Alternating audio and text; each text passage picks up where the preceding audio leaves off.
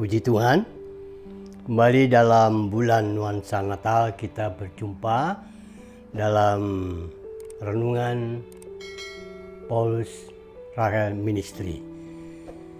Dan kita akan otomatis karena bulan Natal kita akan sedikit banyak bicara soal Natal. Namun mari Bapak Ibu Saudara kita tunduk kepala, kita mohon berkat hikmat dari Tuhan.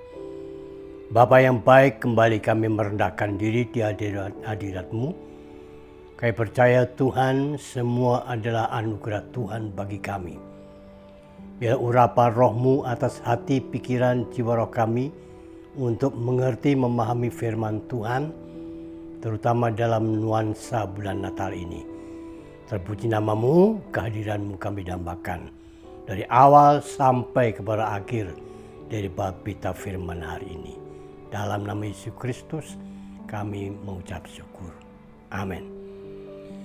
Nah, Bapak Ibu Saudara kasih Tuhan, hari ini karena bertepatan dengan bulan nuansa Natal, maka hari ini kita akan bicara soal Natal dengan tema Natal, apa maknanya dan apa respon Anda. Sudah berapa tahun dan sudah berapa kali kita merayakan momen Natal ini? Apakah kita sudah memahami makna Natal yang sesungguhnya dan bagaimana meresponinya? Natal bicara soal kelahiran, tidak bisa lepas dengan kematiannya, kebangkitannya, maupun kenaikannya ke surga. Semuanya terkait pada satu tujuan. Dan ini inti daripada semua itu, baik dalam kitab Perjanjian Lama maupun Perjanjian Baru, hanya tertulis dalam satu ayat saja. Itu Yohanes pasal 3 ayat 16. Saya akan bacakan ayat-ayat itu dan mohon perhatian sejenak. Karena begitu besar kasih Allah akan dunia ini, sehingga Ia telah mengaruniakan anak yang tunggal, supaya setiap orang yang percaya kepadanya tidak binasa, melainkan beroleh hidup yang kekal. Nah, saya percaya kita semua memahami hari-hari belakangan ini, baik di toko, maupun di gedung, hotel, restoran, mungkin juga rumah kita masing-masing diwarnai dengan berbagai-bagai hiasan Natal. Dan manusia sibuk untuk mengadakan persiapan Natal. Bahkan ada sebagian pula mereka berpesta pura di tengah malam Natal. Minuman keras, mabuk, dan lain sebagainya. Tanpa sadar, sikap ini mengesankan bahwa nilai Natal adalah sebuah pesta duniawi yang boleh dikatakan serba wah di antara tanda kutip. Itukah yang kita sebut makna Natal? Dia Allah pencipta langit dan bumi. Itu luar biasa. Kalau kita teliti dalam nuansa Natal ini, kita kadang-kadang lupa bahwa sesungguhnya Yesus telah meninggalkan tempat tahta yang maha tinggi penuh dengan kemuliaan, tapi Dia turun ke kandang domba yang kotor. Dia yang memakai manusia, Maria, seorang wanita desa, boleh katakan keluarga yang miskin, menjadi alat yang indah untuk kelahirannya, Yesus Kristus. Dia datang bukan untuk hidup, tapi sungguhnya untuk mati, melayani umatnya, menghadapi penderitaan, sampai akhirnya di kayu salib dan dikuburkannya. Tetapi puji syukur bagi dunia yang dikasihinya. Allah telah membangkitkan dia dan akhirnya dia naik ke surga. Dari lahirnya sampai kepada kenaikan Yesus ke dalam surga, itu semua tertulis hanya satu ayat saja. Yaitu tadi saya katakan Yohanes 3 ayat 16. Dan kalau itu dirumuskan secara konkret, secara singkat tapi maknanya dalam, itu yang disebut kasih. Ini sebenarnya makna Natal yang sesungguhnya, kasih. Dalam Yohanes tadi mengatakan diberikannya anak yang tunggal. Satu pemberian yang luar biasa nilainya. Dan disitulah letaknya kasih Sang Pencipta di surga. Dan kalau kita perhatikan dalam Ulangan pasal 6 ayat 5. Di sana dikatakan kasihlah Tuhan Allahmu dengan segenap hatimu, dengan segala kehidupanmu. Dan itu harus terpancar dalam kehidupan kita setiap hari.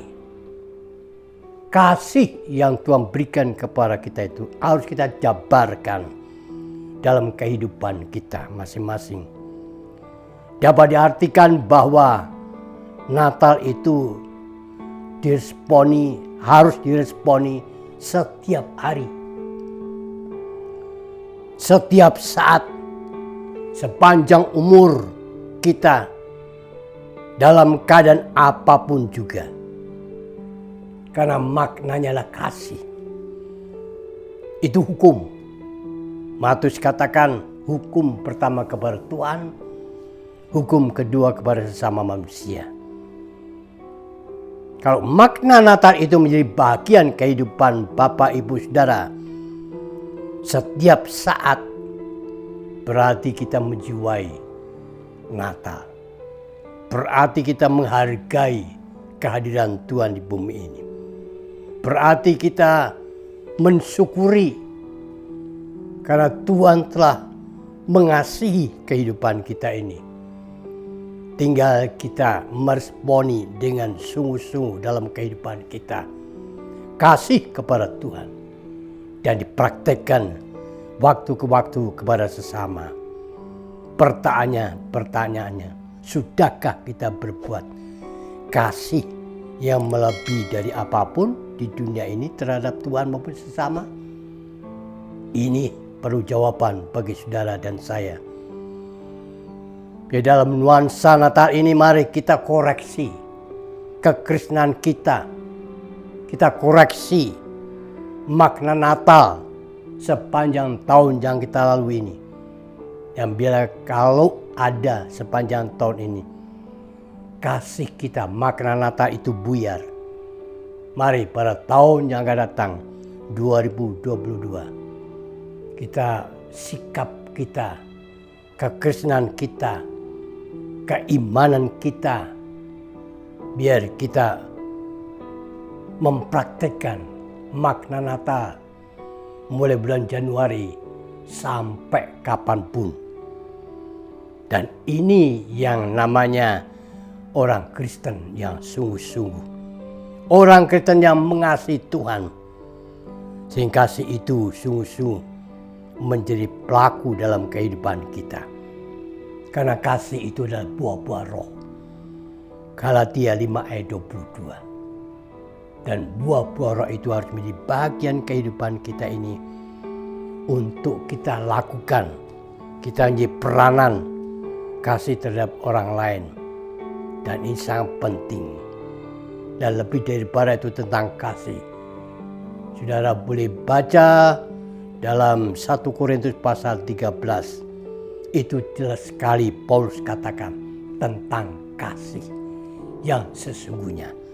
Kasih yang sempurna. Kasih yang memberikan makna Natal.